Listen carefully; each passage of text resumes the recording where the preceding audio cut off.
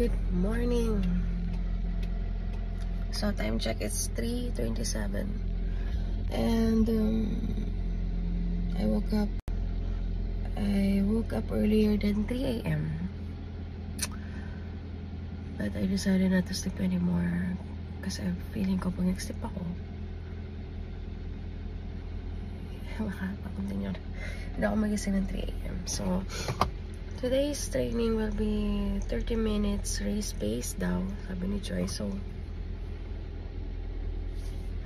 I have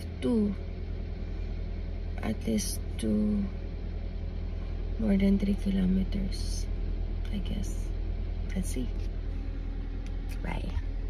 Good morning. So dito na tayo, Ano Valley. As usual, tayo lang ulit. So I guess magagamit ko ulit ang aking gears. So yung gears ko.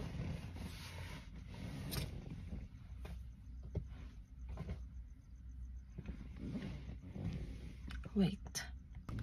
So ito na nga.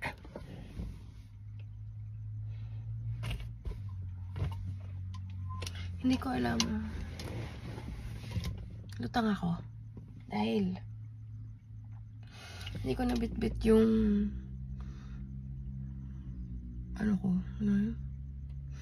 yung pag nilalagyan ko ng cellphone.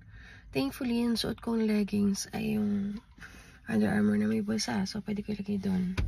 At hindi ko naman nakalimutan ng aking shocks. Tsaka kung lobot siya, meron naman ako AirPods. Kaya lang, wala akong ilaw.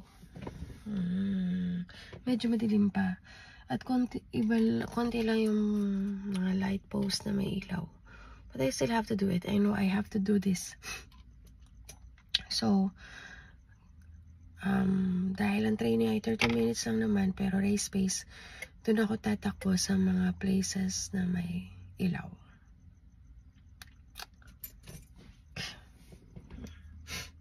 Try natin to.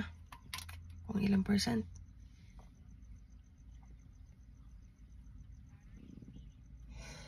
Battery medium. So, I guess tatagal naman to ng 30 minutes. First time ko din na, hindi pala first time. Ngayon lang ulit ako bumalik sa pagtakbo ng may music because 30 minutes siya and parang ngayon gusto kong bawas-bawasan yung pagtingin sa watch, no? Parang the more ako tumitingin, the more ako nagsuslow down. So, yung whole 30 minutes, I will just try to finish the place I have and then yun na lang ako check. Tignan natin kung ma-achieve ko yan. So, tara na.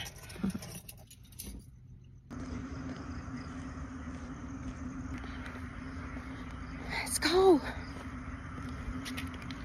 Start na tayo. Again, 30 minutes race pace. Tignan natin.